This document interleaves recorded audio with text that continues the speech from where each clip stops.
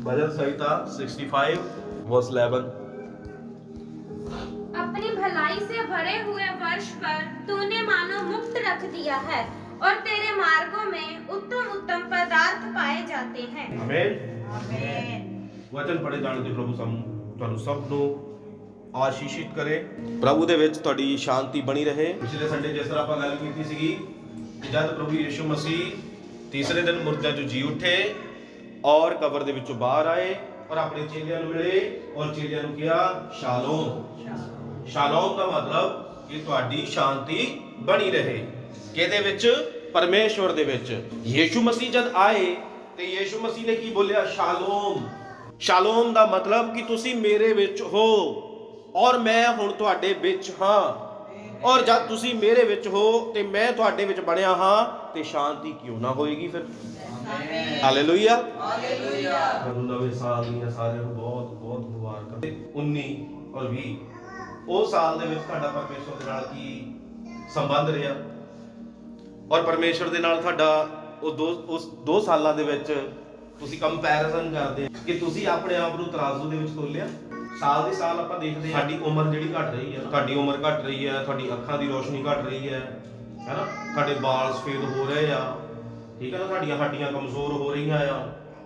ਇਹ ਤਾਂ ਹੈ ਨਹੀਂ ਕਿ ਅਸੀਂ ਦਿਨ ਪ੍ਰਤੀ ਦਿਨ ਜਵਾਨ ਹੁੰਦੇ ਜਾ ਰਹੇ ਹਾਂ, ਜਵਾਨ ਨਹੀਂ ਹੁੰਦੇ ਜਾ ਰਹੇ, ਮਤਲਬ ਕਿ ਸਾਡੀ ਵੀ ਐਕਸਪਾਇਰੀ ਡੇਟ ਨਾਲ ਤੈਅ ਆ ਹੈਨਾ। ਇੱਕ ਦਿਨ ਅਸੀਂ ਵੀ ਇੱਥੋਂ ਰੁਖਸਤ ਹੋਣਾ ਆ, ਪਰ ਉਸ ਸਮੇਂ ਦੇ ਲਈ ਕਿ ਅਸੀਂ ਤਿਆਰ ਆ ਜਦੋਂ ਅਸੀਂ ਇੱਥੋਂ ਜਾਣਾ ਆ, ਰਵਾਨਾ ਹੋਣਾ ਆ, ਕਿ ਆਪਾਂ ਉਸ ਸਮੇਂ ਦੇ ਲਈ ਤਿਆਰ ਆ ਔਰ ਆਪਾਂ ਕਿੰਨੀਆਂ ਕੁ ਗਲਤੀਆਂ ਕੀਤੀਆਂ ਹੈਗੀਆਂ ਬੀਤੇ ਸਾਲਾਂ ਦੇ ਵਿੱਚ। ਕਿਆ ਆਪਾਂ ਉਹਨਾਂ ਗਲਤੀਆਂ ਨੂੰ ਕਦੀ ਬੈਠ ਕੇ ਸਮਰਨ ਕੀਤਾ? ਕਦੀ ਪ੍ਰਭੂ ਦੀ ਹਜ਼ੂਰੀ ਦੇ ਵਿੱਚ ਆ ਕੇ ਆਪਾਂ ਕਦੀ ਉਹਨਾਂ ਗਲਤੀਆਂ ਨੂੰ ਰਿਮਾਈਂਡ ਕੀਤਾ ਕਿ ਸਾਨੂੰ ਚੈੱਕ ਤਾਂ ਕਰਨਾ ਚਾਹੀਦਾ ਵਚਨ ਦੇ ਵਿੱਚ ਜੀ ਕਿ ਬਾਈਬਲ ਸਾਨੂੰ ਕੀ ਦੱਸਦੀ ਹੈ? ਬਾਈਬਲ ਵੀ ਤਾਂ ਸਾਨੂੰ ਇਹੀ ਦੱਸਦੀ ਹੈ ਕਿ ਆਪਣੇ ਆਪ ਨੂੰ ਜਾਂਚੋ, ਪਰਖੋ ਕਿ ਤੁਸੀਂ ਪਰਮੇਸ਼ਵਰ ਦੇ ਵਿੱਚ ਬਣੇ ਹੋਏ ਆ, ਮਸੀਹ ਤੁਹਾਡੇ ਵਿੱਚ ਬਣਿਆ ਹੋਇਆ ਕਿ ਨਹੀਂ, ਮਸੀਹਤ ਤੁਹਾਡੇ ਵਿੱਚ ਹੈ ਕਿ ਨਹੀਂ, ਕੀ ਭਾਈਚਾਰੇ ਦਾ ਸਾਡਾ ਪਿਆਰ ਹੈ, ਕੀ ਆਪਾਂ ਸਿੱਖਿਆ, ਕੀ ਆਪਾਂ ਛੱਡਿਆ ਉਸ ਪੂਰੇ ਸਾਲ ਦੇ ਵਿੱਚ, ਕੀ ਅਸੀਂ ਬਟੋਰਿਆ, ਕੀ ਅਸੀਂ ਵੱਢਿਆ, ਕੀ ਅਸੀਂ ਜਮ੍ਹਾਂ ਕੀਤਾ, ਕਿ ਆਪਾਂ ਸੋਚਿਆ ਕਦੀ ਇਹ ਸਭ ਚੀਜ਼ਾਂ ਨੂੰ? ਤੇ ਇਹ ਸਭ ਚੀਜ਼ਾਂ ਨੂੰ ਸੋਚਣ ਦੀ ਲੋੜ ਹੈ ਕਿ ਨਹੀਂ? ਕਿਤੇ ਕੱਲ ਨੂੰ ਏਦਾਂ ਨਾ ਹੋਵੇ ਕਿ ਘੜਾ ਭਰਦਾ ਜਾਵੇ ਤਾਂ ਬਾਅਦ ਦੇ ਵਿੱਚ ਪਤਾ ਲੱਗੇ ਕਿ ਹਾਂ ਅਸੀਂ ਤਾਂ ਪ੍ਰਭੂ ਦੇ ਵਿੱਚ ਸਿਰਫ ਨਾਮ ਦੇ ਹੀ ਸੀਗੇ, ਮਸੀਹ ਯਿਸੂ ਮਸੀਹ ਤਾਂ ਸਾਡੇ ਕੋਲ ਦੀ ਲੰਘ ਗਿਆ, ਸਾਨੂੰ ਪਤਾ ਹੀ ਨਹੀਂ ਲੱਗਾ, ਕਿਉਂਕਿ ਸਾਡਾ ਜਿਹੜਾ ਘੜਾ ਸੀਗਾ ਉਹ ਪਾਪ ਦੇ ਨਾਲ ਹੀ ਭਰਿਆ ਰਹਿ ਗਿਆ।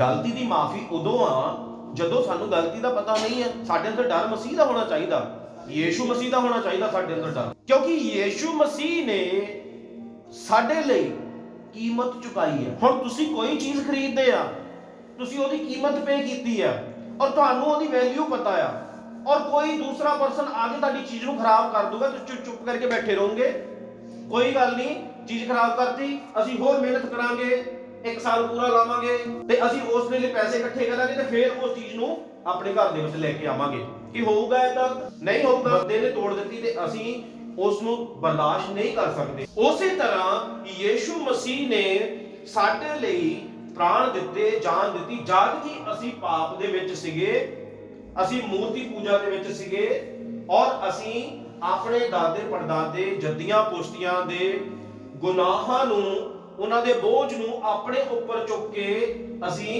ਇਸ ਧਰਤੀ ਦੇ ਉੱਤੇ ਜੀਵਨ ਬਤੀਤ ਕਰ ਰਹੇ ਹਾਂ। ਪਰਮੇਸ਼ਵਰ ਦੀ ਰਚਨਾ ਦੇ ਵਿੱਚ ਅਸੀਂ, ਠੀਕ ਹੈ ਨਾ, ਪਰ ਅਸੀਂ ਜਦ ਪਰਮੇਸ਼ਵਰ ਦੇ ਵਚਨ ਨੂੰ ਜਾਣ ਲਿਆ ਤੇ ਹੁਣ ਅਸੀਂ ਜਾਣਨ ਤੋਂ ਬਾਅਦ ਵੀ ਜੇ ਅਸੀਂ ਉਹੀ ਗਲਤੀਆਂ ਕਰ ਰਹੇ ਹਾਂ, ਇੱਕ ਆਤਮਿਕ ਭਵਨ ਆ ਔਰ ਇੱਕ ਜਿਹੜਾ ਸਰੀਰਿਕ ਭਵਨ ਆ। ਇਹ ਸਰੀਰਿਕ ਭਵਨ ਦੇ ਵਿੱਚ ਆ ਕੇ ਇੱਥੇ ਅਸੀਂ ਬੈਠ ਕੇ ਜਦ ਇਹਦੇ ਅੰਦਰ ਆ ਗਏ ਤੇ ਹੁਣ ਅਸੀਂ ਆਤਮਿਕ ਭਵਨ ਦੀ ਉਸਾਰੀ ਕਰ ਰਹੇ ਹਾਂ। ਅਸੀਂ ਵਚਨ ਦੇ ਮੁਤਾਬਿਕ ਅਸੀਂ ਆਤਮਿਕ ਭਵਨ ਬਣਾ ਰਹੇ ਹਾਂ, ਕਿਉਂਕਿ ਸਾਨੂੰ ਇਹ ਸਾਲ ਦੇ ਵਿੱਚ ਜਿੰਨੀਆਂ ਅਸੀਂ ਪਿਛਲੇ ਸਾਲ 'ਚ ਦੁੱਖ ਤਕਲੀਫਾਂ ਨਹੀਂ ਝੱਲੀਆਂ ਉਹ ਸਾਨੂੰ ਇਸ ਸਾਲ ਦੇ ਵਿੱਚ ਝੱਲਣੀਆਂ ਪੈਣੀਆਂ। ਪਰਮੇਸ਼ਵਰ ਦਾ ਭਵਨ, ਆਤਮਿਕ ਭਵਨ ਜਿਹੜਾ ਉਹ ਤਿਆਰ ਨਹੀਂ ਹੋ ਰਿਹਾ, ਜਿੱਥੇ ਪਰਮੇਸ਼ਵਰ ਨੇ ਆਣਾ। ਉਹ ਕੁੰਜੇ ਦਾ ਸਿਰਾ ਯਿਸੂ ਮਸੀਹ ਆ।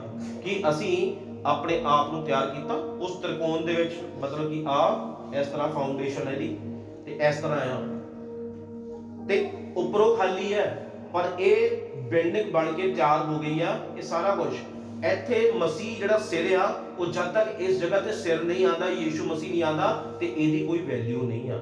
ਉਸੇ ਤਰ੍ਹਾਂ ਸਾਡਾ ਸਰੀਰ ਆ, ਜਦ ਤੱਕ ਇਹਦੇ ਵਿੱਚ ਯੀਸ਼ੂ ਮਸੀਹ ਨਹੀਂ ਆਉਂਦਾ, ਸਿਰ ਯੀਸ਼ੂ ਮਸੀਹ ਆ, ਅਸੀਂ ਉਹਦੀ ਦੁਲਹਨ ਆ, ਜਦ ਤੱਕ ਇੱਥੇ ਯੀਸ਼ੂ ਮਸੀਹ ਨਹੀਂ ਆਉਂਦਾ ਤੇ ਸਾਡੀ ਜਿਹੜੀ ਇਹ ਬਿਲਡਿੰਗ, ਸਾਡੀ ਜਿਹੜੀ ਇਹ ਬੋਡੀ ਆ, ਨਰਕ ਦੀ ਕਗਾਰ ਤੇ ਖੜੀ ਹੈ। Hallelujah, hallelujah. ਸਮਝ ਆ ਰਿਹਾ ਕਿ ਨਹੀਂ? ਹਾਂਜੀ। ਪਰ ਸਾਨੂੰ ਇਹਨੂੰ ਤਿਆਰ ਕਰਨ ਦੀ ਜ਼ਰੂਰਤ ਆ ਕਿ ਬੀਤੇ ਸਾਲਾਂ ਦੇ ਵਿੱਚ ਅਸੀਂ ਇਸ ਬਿਲਡਿੰਗ ਨੂੰ ਤਿਆਰ ਕੀਤਾ। ਸਾਡਾ ਆਤਮਿਕ ਲੈਵਲ ਕਿੱਥੇ ਗਿਆ, ਅਸੀਂ ਪਰਮੇਸ਼ਰ ਨੂੰ ਕਿੰਨਾ ਕੁ ਜਾਣ ਪਾਏ ਬੀਤੇ ਸਾਲ ਦੇ ਵਿੱਚ। ਚੈੱਕ ਕਰੋ ਜਰਾ, 2-3 ਸਾਲ ਤਾਂ ਜਿਹੜੇ ਆ ਕਰੋਨਾ ਦੇ ਵਿੱਚ ਨਿਕਲ ਗਏ, ਘਰਾਂ ਦੇ ਵਿੱਚ ਸੰਗਤੀਆਂ ਕੀਤੀਆਂ, ਕਿ ਉਹਨਾਂ ਦੇ ਵਿੱਚ ਆਪਾਂ ਚੈੱਕ ਕੀਤਾ ਆਪਣੇ ਆਪ ਨੂੰ। ਇਹ ਸਾਲ ਦੇ ਸਾਲ ਤਾਂ ਬੀਤ ਰਹੇ ਆ, ਪਰ ਇਹ ਸਾਲ ਦੇ ਵਿੱਚ ਸਾਡੇ ਵਿੱਚ ਪ੍ਰੋਗਰੈਸ ਕੀ ਆਈ ਆ? ਵਚਨ ਸਾਡੇ ਅੰਦਰ ਹੋਣ ਦੇ ਬਾਵਜੂਦ, ਸਾਡੀਆਂ ਗਲਤੀਆਂ ਦਾ ਪਤਾ ਹੋਣ ਦੇ ਬਾਵਜੂਦ ਆਪਾਂ ਫੇਰ ਉਸੇ ਗਲਤੀ ਦੇ ਵਿੱਚ ਫਸੇ ਹੋਏ ਆ, ਔਰ ਆਪਾਂ ਕਿਹਨੂੰ ਧੋਖਾ ਦੇ ਰਹੇ ਹਾਂ? ਆਪਣੇ ਆਪ ਨੂੰ ਧੋਖਾ ਦੇ ਰਹੇ। ਅੱਜ ਸਾਡਾ ਮਨ ਕਰਦਾ ਆ ਦੁਨਿਆਵੀ ਲੋਕਾਂ ਨੂੰ ਦੇਖ ਕੇ ਉਹਨਾਂ ਦੇ ਵਰਗਾ ਪਹਿਰਾਵਾ, ਉਹਨਾਂ ਦੇ ਵਰਗੇ ਆਪਣੇ ਆਪ ਨੂੰ ਢਾਲਣਾ, ਉਹਨਾਂ ਦੇ ਵਰਗੀ ਸਾਡੀ ਚਾਲ, ਹੈ ਨਾ। ਅਸੀਂ ਕੀ ਚੀਜ਼ਾਂ ਦੇਖਦੇ ਆ? ਅਸੀਂ ਉਹਨਾਂ ਨੂੰ ਦੇਖਦੇ। 2 ਸਾਲਾਂ ਦੇ ਵਿੱਚ ਇਹ ਸਾਰੀਆਂ ਚੀਜ਼ਾਂ ਨੂੰ, ਮੈਂ 2 ਸਾਲਾਂ ਦੀ ਗੱਲ ਕਰ ਰਿਹਾ, ਇਹਨਾਂ ਚੀਜ਼ਾਂ ਦੇ ਵਿੱਚ ਆਪਾਂ ਆਪਣੇ ਆਪ ਨੂੰ ਵਚਨ ਦੇ ਉੱਪਰ ਕਿੰਨਾ ਘਟਾੜ ਲਿਆ। ਸੋਚੋ ਕਿ ਇਸ ਬੀਤੇ ਸਾਲ 'ਚ ਅਸੀਂ ਇੰਨੀਆਂ ਗਲਤੀਆਂ ਕੀਤੀਆਂ। ਜੇ ਸਾਡੇ ਘਰ ਦੇ ਵਿੱਚ ਕੋਈ ਇੱਕ ਬੰਦਾ ਗਲਤੀ ਕਰ ਲੈਂਦਾ, ਅਸੀਂ ਉਹਨੂੰ 4 ਸੁਣਾ ਦਿੰਦੇ ਆ, ਪਰ ਕੀ ਆਪਾਂ ਉਸ ਚੀਜ਼ ਦਾ ਸੁਧਾਰ ਕੀਤਾ? ਖਾਲੀ ਚਰਚ ਆਉਣ ਦਾ ਕੋਈ ਸਾਨੂੰ ਬੈਨੀਫਿਟ ਨਹੀਂ ਹੋਣਾ।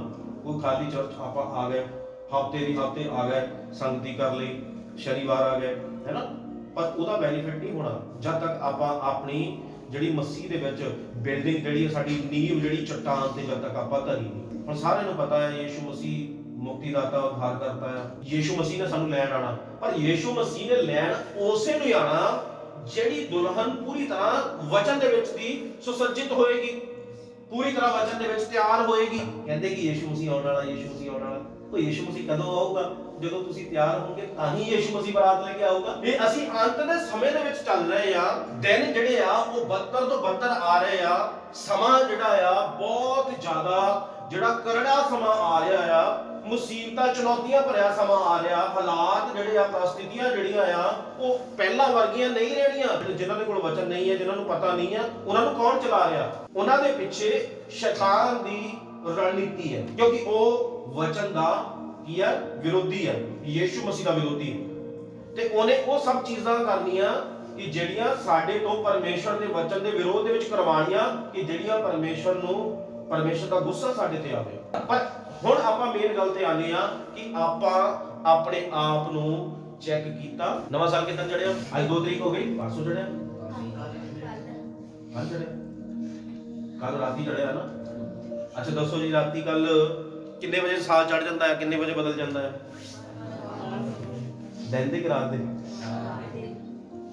ਰਾਤ ਦੇ। ਅੱਛਾ ਰਾਤ ਵੇਲੇ ਕਿੰਨੇ ਜਣੇ ਸੁੱਤੇ ਪਏ ਸੀ? ਵਚਨ ਕੀ ਕਹਿੰਦਾ ਕਿ ਪਹਿਲ ਪਰਮੇਸ਼ਰ ਨੂੰ ਦਿਓ, ਕਿ ਅਸੀਂ ਪਰਮੇਸ਼ਰ ਨੂੰ ਪਹਿਲ ਦਿੱਤੀ ਸਾਲ ਦੀ, ਕਿ ਉਸ ਵੇਲੇ ਅਸੀਂ ਪ੍ਰਾਰਥਨਾ 'ਚ ਸੀਗੇ। ਕਿਉਂਕਿ ਜਿਹੜਾ ਸਾਡਾ ਸਟਾਰਟਿੰਗ ਹੈ ਨਾ ਸਾਲ ਦੀ, ਤੇ ਉਹ ਸਾਡੀ ਹੋਣੀ ਹੈਗੀ ਆ 12 ਵਜੇ, ਔਰ ਸਾਡੀ ਮੀਟਿੰਗ ਚੱਲ ਰਹੀ ਸੀਗੀ ਤਕਰੀਬਨ 10 ਵਜੇ ਸ਼ੁਰੂ ਹੋਈ, 12:30 ਵਜੇ ਤੱਕ। ਪਰ ਉਸ ਦੇ ਵਿੱਚ ਆਪਾਂ ਯੀਸ਼ੂ ਮਸੀਹ ਨੂੰ ਟਾਈਮ ਦਿੱਤਾ, ਕਿਉਂਕਿ ਸਾਲ ਦੀ ਜਿਹੜੀ ਸਾਡੀ ਸ਼ੁਰੂਆਤ ਸੀ ਯੀਸ਼ੂ ਮਸੀਹ ਦੇ ਨਾਲ ਹੋਵੇ। ਹੁਣ ਕੁਝ ਭੈਣਾਂ ਭਾਈਆਂ ਨੇ ਨਹੀਂ ਕੀਤਾ, ਇਦਾਂ ਤੋਂ ਗਲਤੀ ਹੈ। ਚਲੋ ਨਹੀਂ ਪਤਾ ਸੀ, ਪਰ ਅੱਗੇ ਤੋਂ ਖਿਆਲ ਰੱਖਣਾ ਕਿ ਜਿਹੜਾ ਸਾਡਾ ਪਹਿਲਾ ਸਟਾਰਟਿੰਗ ਟਾਈਮ ਆ ਉਹ ਪਰਮੇਸ਼ਵਰ ਦੇ ਨਾਲ ਅਸੀਂ ਯੀਸ਼ੂ ਮਸੀਹ ਨੂੰ ਲੈ ਕੇ ਉਹ ਸਾਲ ਦੇ ਵਿੱਚ ਐਂਟਰ ਕਰਾਂਗੇ। ਜਦ ਯੀਸ਼ੂ ਮਸੀਹ ਨੂੰ ਲੈ ਕੇ ਸਾਲ ਦੇ ਵਿੱਚ ਐਂਟਰ ਕਰਾਂਗੇ ਤਾਂ ਫਿਰ ਦੇਖ ਲਓ, ਜਦ ਯੀਸ਼ੂ ਮਸੀਹ ਸਾਡੇ ਨਾਲ ਹੈ ਤਾਂ ਫਿਰ ਸਾਡਾ ਵਿਰੋਧੀ ਕੌਣ? ਹੁਣ ਆਪਾਂ ਚੈੱਕ ਕਰਦੇ ਹਾਂ ਕਿ ਆਪਾਂ ਆਪਣੇ ਆਪ ਨੂੰ ਪੂਰੇ ਸਾਲ ਦੇ ਵਿੱਚ ਜੋ ਗਲਤੀਆਂ ਕੀਤੀਆਂ, ਕਿ ਪਰਮੇਸ਼ਵਰ ਦੇ ਅੱਗੇ ਮੰਨੀਆਂ ਆਪਾਂ ਗਲਤੀਆਂ, ਕਿ ਆਪਾਂ ਉਹਨਾਂ ਗਲਤੀਆਂ ਨੂੰ ਹੁਣ ਛੱਡਾਂਗੇ। ਸਭ ਤੋਂ ਪਹਿਲਾਂ ਤਾਂ ਮੈਂ ਸ਼ੁਰੂਆਤ ਕਰਦਾ। ਅਗਰ ਮੈਂ, ਜਿੰਨੇ ਭੈਣ ਭਾਈ ਬੈਠੇ ਆ ਸਾਰਿਆਂ ਦੇ ਵਿੱਚ, ਅਗਰ ਕਿਸੇ ਨੂੰ ਕੋਈ ਵੀ ਮੇਰੇ ਵੱਲੋਂ ਤੁਹਾਡੇ ਮਨ ਨੂੰ ਠੇਸ ਲੱਗੀ ਹੋਵੇ, ਜਾਂ ਮੇਰੀ ਕੋਈ ਗਲਤੀ ਇਦਾਂ ਦੀ ਹੋਵੇ ਕਿ ਜਿਹੜੀ ਮੈਂ ਤੁਹਾਡੇ ਕੋਲ ਮਾਫੀ ਨਾ ਮੰਗੀ ਹੋਵੇ, ਮੈਂ ਅੱਜ ਤੁਹਾਡੇ ਸਾਰਿਆਂ ਦੇ ਕੋਲੋਂ ਮਾਫੀ ਮੰਗਦਾ, ਇਹ ਦਿਲ ਤੋਂ। ਔਰ ਮੇਰੀ ਪਰਮੇਸ਼ਵਰ ਦੇ ਅੱਗੇ ਵੀ ਇਹੀ ਸੀ ਕਿ ਪਰਮੇਸ਼ਵਰ ਦੇ ਅੱਗੇ ਜਦ ਆਪਾਂ ਗਲਤੀ ਮੰਨਦੇ, ਗੁਨਾਹਾਂ ਨੂੰ ਮੰਨਦੇ ਆ, ਸਾਰਿਆਂ ਦੇ ਵਿੱਚ ਮੰਨਦੇ ਆ, ਤੇ ਪਰਮੇਸ਼ਵਰ ਖੁਸ਼ ਹੁੰਦੇ ਆ। ਔਰ ਦੁਬਾਰਾ ਆਪਾਂ ਉਹ ਗਲਤੀ ਨਾ ਦੁਹਰਾਈਏ, ਤੇ ਉਹਦੇ ਲਈ ਇੱਕ ਆਪਾਂ ਪਰਮੇਸ਼ਵਰ ਦੇ ਨਾਲ ਵਾਚਾ ਬੰਨ੍ਹਦੇ ਆ, ਤੇ ਪਰਮੇਸ਼ਵਰ ਸਾਨੂੰ ਕੀ ਕਰਦੇ ਆ? ਫਿਰ ਉਸ ਤੇ ਅਨੁਗ੍ਰਹਿ ਦਿੰਦੇ, ਆਪਣੇ ਲੋਕ ਦੇ ਨਾਲ ਧੋਂਦੇ ਆ, ਔਰ ਪਵਿੱਤਰ ਕਰਦੇ, ਔਰ ਆਪਣੇ ਗ੍ਰਹਿਣ ਯੋਗ ਬਣਾਉਂਦੇ ਆ। ਤੇ ਆਪਾਂ ਆਪਣੀਆਂ ਸਾਰੀਆਂ ਗਲਤੀਆਂ ਨੂੰ, ਜੋ ਵੀ ਮੇਰੇ ਕੋਲੋਂ ਹੋਈਆਂ ਸਾਡੇ ਪ੍ਰਤੀ, ਚਾਹੇ ਤੁਹਾਨੂੰ ਗੁੱਸਾ ਲੱਗਾ ਹੋਵੇ ਜਾਂ ਕੁਝ ਵੀ, ਔਰ ਅਸੀਂ ਪਰਮੇਸ਼ਵਰ ਦੀ ਪਵਿੱਤਰ ਹਜ਼ੂਰੀ ਦੇ ਵਿੱਚ ਇਸ ਵੇਲੇ ਮੈਂ ਤੁਹਾਡੇ ਸਾਰਿਆਂ ਤੋਂ ਮਾਫੀ ਦੇ ਯੋਗ। ਮਾਫੀ ਮੰਗਣੀ ਬਹੁਤ ਜ਼ਰੂਰੀ। ਪਰਮੇਸ਼ਵਰ ਦਾ ਵਚਨ ਕੀ ਕਹਿੰਦਾ, ਸੂਰਜ ਢਲਣ ਤੋਂ ਪਹਿਲਾਂ ਤੇਰਾ ਗੁੱਸਾ ਜਿਹੜਾ ਆ ਉਹ ਸ਼ਾਂਤ ਹੋ ਜਾਣਾ ਚਾਹੀਦਾ। ਤੇਰਾ ਸੂਰਜ ਕਿਹੜਾ, ਤੇਰੀ ਜ਼ਿੰਦਗੀ ਦਾ ਸੂਰਜ, ਮਤਲਬ ਮੌਤ ਤੋਂ ਪਹਿਲਾਂ, ਜਦ ਤੱਕ ਮੌਤ ਨਾ ਆ ਜਾਵੇ। ਤੇ ਇਹਦਾ ਮਤਲਬ ਕਿ ਸੂਰਜ ਢਲਦਾ ਸ਼ਾਮ ਨੂੰ ਵੀ ਆ, ਔਰ ਸੂਰਜ ਜਿਹੜਾ ਇੱਕ ਹੋਰ ਹੈ ਜਿਹੜਾ ਸਾਡਾ ਢਲਦਾ ਪੂਰੀ ਦੁਨੀਆ ਦੇ ਵਿੱਚੋਂ, ਉਹ ਸੂਰਜ ਦੀ ਵੀ ਗੱਲ ਹੋ ਰਹੀ ਆ। ਤੇ ਸ਼ਾਮ ਤੱਕ ਆਪਾਂ ਜਿਹੜੀਆਂ ਆਪਣੀ ਗੁਨਾਹ ਜਦ ਤੋਂ ਬਿਸਤਰ ਤੱਕ ਜਾਣਾ ਆ, ਤੇ ਉਸ ਵੇਲੇ ਆਪਣੇ ਗੁਨਾਹ ਗਲਤੀਆਂ ਜਿਹੜੀਆਂ ਅਸੀਂ ਉਹਨਾਂ ਦੀ ਮਾਫੀ ਮੰਗ ਲਈਏ। ਕਿਸੇ ਭੈਣ ਭਰਾ ਦਾ ਜਾਂ ਕਿਸੇ ਦਾ ਵੀ ਆਪਾਂ ਦਿਲ ਦੁਖਾਇਆ, ਕਿਸੇ ਨੂੰ ਠੇਸ ਪਹੁੰਚਾਈ ਆ, ਤੇ ਆਪਾਂ ਉਹਦੇ ਲਈ ਅੰਗੀਕਾਰ ਕਰ ਲਈਏ, ਮਾਫੀ ਮੰਗ ਲਈਏ। तेरी भलाई से तू वर्ष को मुकुट पहनाता है। तो ਭਲਾਈ ਕਿਹਦੀ ਹੈ? ਪਰਮੇਸ਼ਵਰ ਦੀ ਭਲਾਈ। ਔਰ ਸਾਲ ਨੂੰ ਮੁਕਟ ਪਹਿਨਾਉਂਦਾ, ਮਤਲਬ ਕਿ ਉਹ ਸਾਲ ਦੇ ਉੱਤੇ ਪ੍ਰਭੂ ਯੀਸ਼ੂ ਮਸੀਹ ਦਇਆ ਕਰਦੇ ਆ, ਅਨੁਗ੍ਰਹਿ ਕਰਦੇ। ਮੁਕਟ ਮਤਲਬ ਕੀ ਆ? ਉਹਦੀ ਦਇਆ, ਉਹਦੀ ਕਿਰਪਾ, ਉਹਦਾ ਦਇਆ ਵਾਲਾ ਹੱਥ ਸਾਡੇ ਸਿਰ ਦੇ ਉੱਤੇ ਆਉਂਦਾ ਆ, ਜਿਹੜਾ ਕਿਰਪਾ ਔਰ ਸਾਮਰਥ ਔਰ ਅਨੁਗ੍ਰਹਿ, ਸੱਚਾਈ, ਪਰਿਪੂਰਨ ਪਰਮੇਸ਼ਵਰ ਦੀ ਪੂਰੀ ਤਰ੍ਹਾਂ ਪਰਿਪੂਰਨ, ਉਸਦੀ ਭਰਪੂਰੀ, ਉਸਦੀ ਹਜ਼ੂਰੀ ਉਹ ਸਾਡੇ ਉੱਪਰ ਆਉਂਦੀ ਆ ਫਿਰ, ਔਰ ਅਸੀਂ ਉਸ ਦੇ ਨਾਲ ਭਰਪੂਰ ਹੋ ਜਾਂਦੇ ਆ ਜਦ ਉਹਦਾ ਹੱਥ ਸਾਡੇ ਸਿਰ ਤੇ ਆਂਦਾ ਆ। ਔਰ ਜਦੋਂ ਉਹਦਾ ਹੱਥ ਸਿਰ ਤੋਂ ਉੱਠ ਜਾਂਦਾ ਆ, ਤੇ ਅਸੀਂ ਇਸ ਸੰਸਾਰ ਦੇ ਵਿੱਚ, ਸਾਡਾ ਸੂਰਜ ਵੀ ਜਿਹੜਾ ਉਸੇ ਦਿਨ ਅਸਤ ਹੋ ਜਾਂਦਾ ਆ, ਔਰ ਅਸੀਂ ਇਸ ਦੁਨੀਆ ਤੋਂ, ਸਾਡਾ ਜਿਹੜਾ ਜੀਵਨ ਚੱਕਰ ਸੀ ਉਹ ਖਤਮ ਹੋ ਜਾਂਦਾ ਆ, ਔਰ ਆਪਣੀ ਆਯੂ ਭੋਗ ਕੇ ਅਸੀਂ ਫਿਰ ਕੀ ਆ, ਪਰਮੇਸ਼ਵਰ ਦੇ ਕੋਲ ਉਦੋਂ ਜਾਂਦੇ ਆ ਜੇ ਸਾਡਾ ਜੀਵਨ पूरी तरह वचन दे उत्ते। तेरी भलाई से तू वर्ष को मुकुट पहनाता है, तेरे मार्गों से उत्तम उत्तम पदार्थ पाए जाते हैं।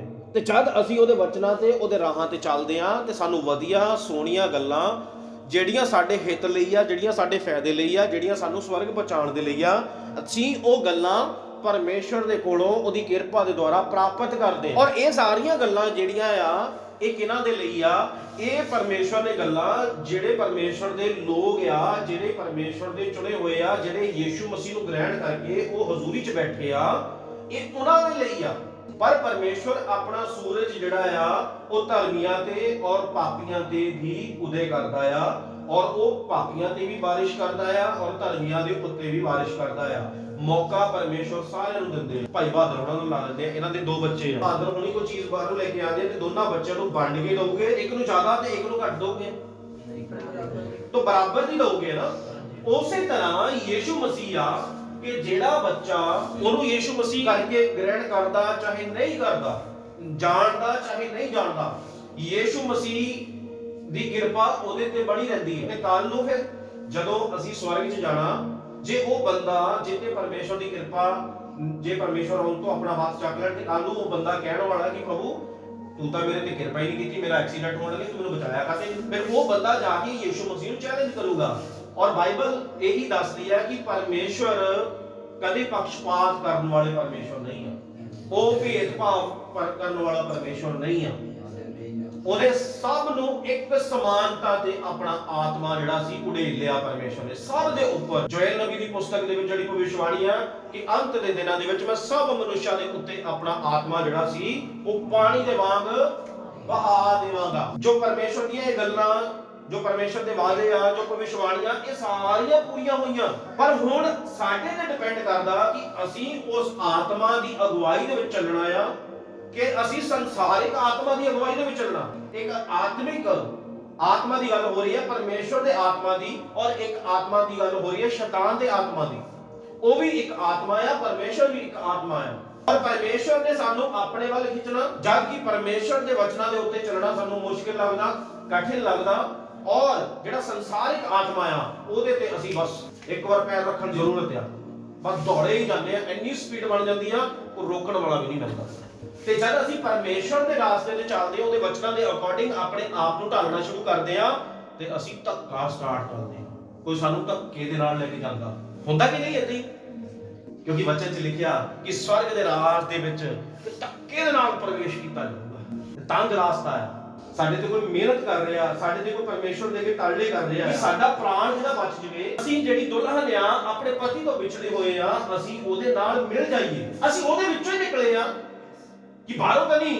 ਜਦ ਪਰਮੇਸ਼ਰ ਨੇ ਸ੍ਰਿਸ਼ਟੀ ਦੀ ਰਚਨਾ ਕੀਤੀ ਉਸ ਵੇਲੇ ਕੁਝ ਨਹੀਂ ਸੀਗਾ, ਕਿਉਂਕਿ ਅਸੀਂ ਪਰਮੇਸ਼ਰ ਦੇ ਅੰਦਰ ਸੀ।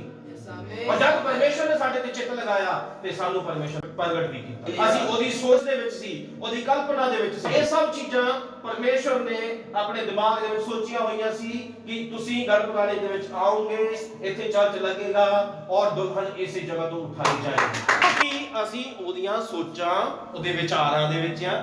ਪ੍ਰਭੂ ਨੇ ਮੈਨੂੰ ਦੱਸਿਆ ਕਿ ਕੁਝ ਭੈਣ ਭਾਈ ਸੋਚਦੇ ਆ ਕਿ ਅਸੀਂ ਪਰਮੇਸ਼ਰ ਦੇ ਵਿੱਚ ਹੈ ਜਾਂ ਨਹੀਂ। ਇਹ ਤੁਹਾਡੀ ਪਰਮੇਸ਼ਰ ਨੇ ਪ੍ਰਾਰਥਨਾ ਸੁਣੀ ਆ। ਤੁਸੀਂ ਜੇ ਚੋਣ ਦੇ ਵਿੱਚ ਨਹੀਂ ਆ ਤਾਂ ਬੈਠੇ ਨਹੀਂ ਹੋਣਾ ਸੀ ਇੱਥੇ। ਹਾਲੇਲੂਇਆ। ਉਹ ਭੈਣ ਚੁਣੀ ਹੋਈ ਆ, ਉਹ ਭਾਈ ਚੁਣਿਆ ਹੋਇਆ ਜਿਹੜਾ ਪਰਮੇਸ਼ਰ ਦੀ ਹਜ਼ੂਰੀ ਦੇ ਵਿੱਚ ਆ ਕੇ ਬੈਠਾ ਹੋਇਆ ਹੈ ਕਿ तेरी भलाई से तू वर्ष को मुकुट पहनाता है। कि परमेश्वर इस साल ਦੇ ਵਿੱਚ ਸਾਨੂੰ ਮੌਕਾ ਦਿੰਦੇ ਆ, ਓਪਰਚੁਨਿਟੀਜ਼ ਦਿੰਦੇ ਨੇ ਸਾਨੂੰ। ਪਰਮੇਸ਼ਰ ਇਹ ਸਭ ਚੀਜ਼ਾਂ ਸਾਡੇ ਲਈ ਖੋਲ ਦਿੱਤੀਆਂ ਵੀ ਇਸ ਸਾਲ ਦੇ ਵਿੱਚ ਤੁਸੀਂ ਆਪਣੇ ਆਪ ਨੂੰ ਤਿਆਰ ਕਰ ਲਓ।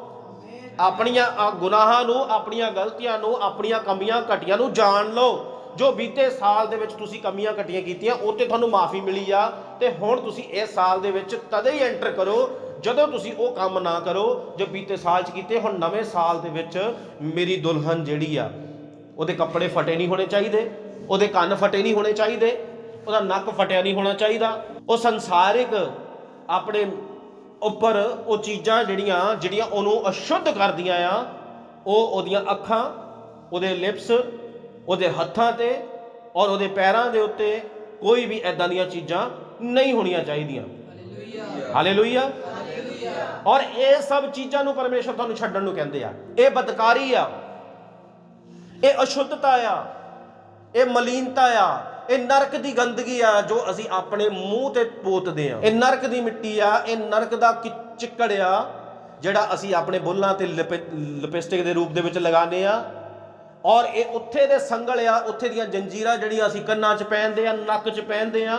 ਇਹ ਸਭ ਚੀਜ਼ਾਂ ਜਿਹੜੀਆਂ ਆ ਇਹ ਨਰਕ ਦੀਆਂ ਚੀਜ਼ਾਂ ਆ, ਕਿਉਂਕਿ ਨਰਕ ਖੁੱਲਿਆ ਹੋਇਆ। ਔਰ ਨਰਕ ਖੁੱਲਣ ਦੇ ਉੱਪਰ ਬਹੁਤ ਵਧੀਆ ਨਬੀ ਨੇ ਇਸ ਚੀਜ਼ ਦੇ ਉੱਤੇ ਪ੍ਰਚਾਰ ਕੀਤਾ ਹੈ। ਪਰ ਇਹ ਨਰਕ ਟੀਵੀ ਦੇ ਦੁਆਰਾ ਖੁੱਲਿਆ। ਹਾਲੇਲੂਇਆ। ਨਰਕ ਖੋਲ ਦਿੱਤਾ। ਇਹ ਨਰਕ ਦਾ ਦਰਵਾਜ਼ਾ ਜਿਹੜਾ ਸਾਨੂੰ ਧਰਤੀ ਦੇ ਉੱਪਰ ਸੁੰਦਰ ਲੱਗਦਾ, ਜਦ ਆਤਮਿਕ ਨਿਗਾਹ ਦੇ ਨਾਲ ਦੇਖੋ ਤਾਂ ਤੁਹਾਨੂੰ ਦਿਸੇਗਾ ਉਹਦੇ ਵਿੱਚ ਨਰਕ। ਹਾਲੇਲੂਇਆ।